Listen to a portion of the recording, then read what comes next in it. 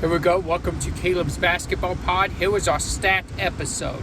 So I'm going to go over some stats and the league leaders in every statistical category. And the next episode, I'm going to go over advanced stats.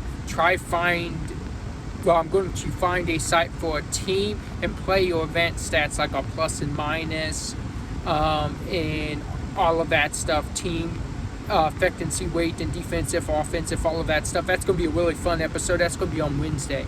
But right now, here we go. Points per game.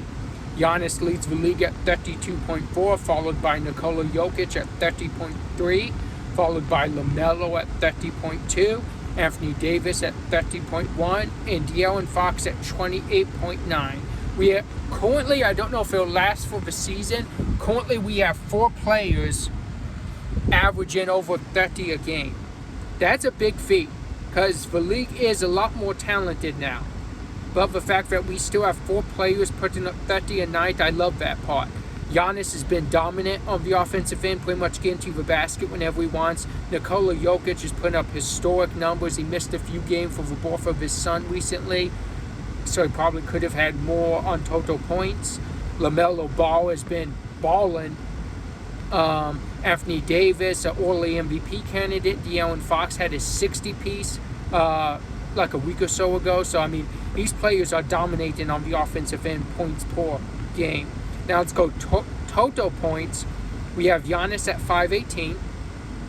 We have De'Aaron Fox at 492. Like I said, De'Aaron Fox has really been trying to keep the Kings on his back.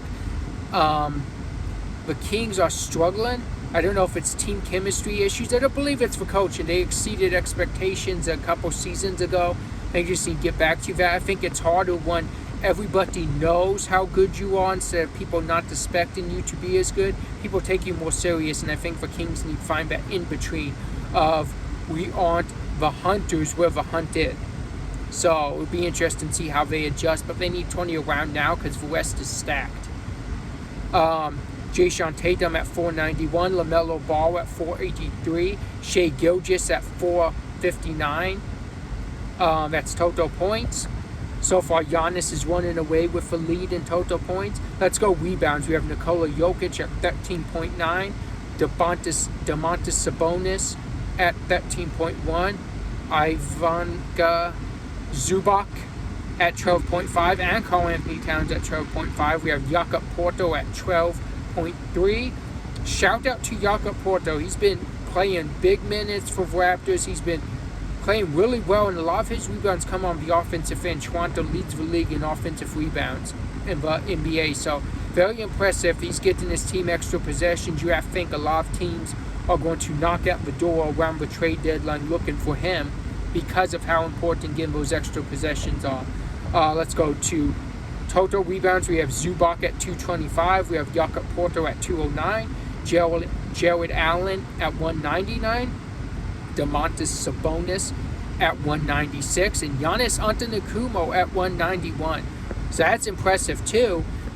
And I just want to throw out the fact that Jokic is a league leader in points, rebounds, and assists, as you're about to see, because assists per game, Trae Young 11.7, Nikola Jokic 11.3, LeBron James 9.1. That's insane. Man's been in the league for years, like over 20 now at this point, and still dominant. And now even leading in statistical assist, top 5, which is very impressive because sometimes he does, sometimes he doesn't, but it's at his age, he should not be able to still lead top 5 assists when you have all these young point guards. Speaking of a young point guard, Cade Cunningham's coming in at 8.9. He's been balling. He's been playing really well. J.B. Bickerstaff has the guys in Detroit just coming out and playing hard every night. That's all you can ask of a younger team.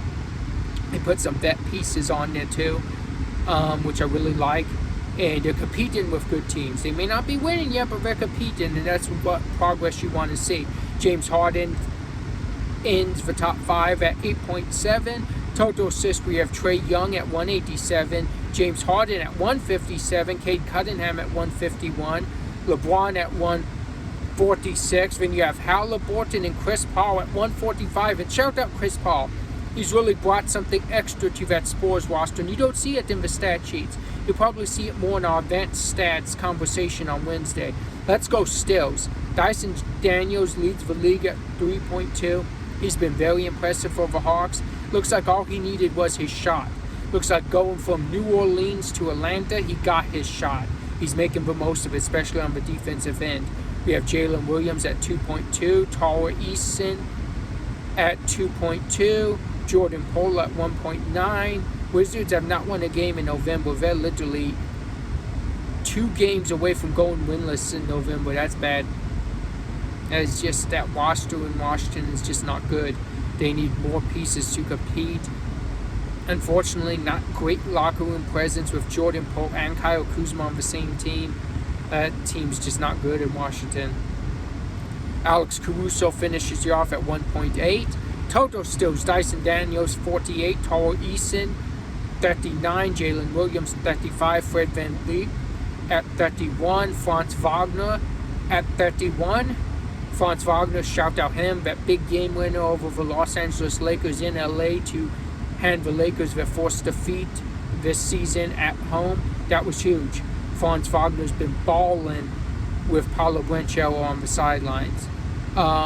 Block leaders, we have Victor Wembanyama 3.6, Brook Lopez 2.3, Donovan Clingan at 2.2, Alexander Saw at 2.0, I should say.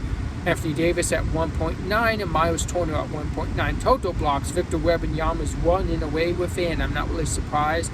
Huge guy, huge wingspan. He has 51. Brook Lopez has 39. Donovan Clingan has 37. Alexander Saw has 30. And Davis and Miles Turner both have 29. So there's our stats. Nothing really jumps out. I want to shout out Dyson Daniels is probably the most surprising that he's a still leader. And I'm not saying it wasn't in him. I'm saying we didn't see that in New Orleans. We saw flashes of it. We didn't see the full all the way on it. I also want to say DeJounte Murray's supposed to return Wednesday for the Pelicans. And I want to segue into our pick of the day because Kristaps Porzingis is returning for the Celtics tonight against the Clippers. That is our pick. We have the Celtics at minus 10.5. It's in Boston. And I'm going to go for Celtics. It's going to be a lot of excitement in the arena. Porzingis is back, your championship team, his first game on the season. Boston's going to be chilling loud. I don't think the Clippers have the roster to compete with Boston. So I'm going to go Celtics winning by over 11, and I am going to go over 222.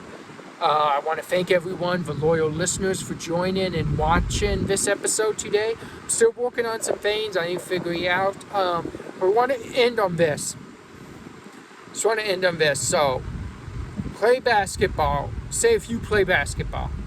I am someone that still plays basketball on the norm. I go up over the weekend and I play basketball at the park. And I do it for fun. I do it because I really love basketball and I enjoy the game. I've been going up to this place and I've been trying to play how everybody else wants me to play. Not playing how I want to play. Kind of losing the fun and losing the joy of it. This last weekend, yesterday more so, was really not good with either. Because you're trying to play how everyone else wants you to play. You're not playing how you want to play. Then you have people telling you that you try and play how they want you to play is playing wrong. I just want to say this. Block out all the noise, especially kids, adults, anyone. Block out the noise and do what I'm about to do and just be you. Go somewhere, play how you want to play. Stop trying to fit your style for someone else. And that works for anything in life. Stop trying to fit your style to be someone you're not and try and fit it for everyone else. Fit your style for you. Be yourself. Be you when you're playing. Keep the love of what you're doing because you're still you when you're doing it. So block out all the noise and just be yourself. Forget trying to please or be that guy for everyone else and be the guy for you. And all of that, be a good person. For me personally, I follow Jesus Christ. I want to be a good person for me and for Father, Son, Holy Ghost. I want to be that. For that. But for anyone, Just be you, be a good person while you're being yourself, and everything will work out. Sometimes things will go how you plan, but it doesn't really matter. Just keep being yourself, stay after it, stay on the grind. You'll get there one day, whatever you're trying to do. I just wanted to end it like that because yesterday was not a great day for me. Try and play and try and be something, try and be a style I'm not. That I'm not even doing good at that style. But I'm having people telling me that I'm trying to do that style and I'm doing it wrong.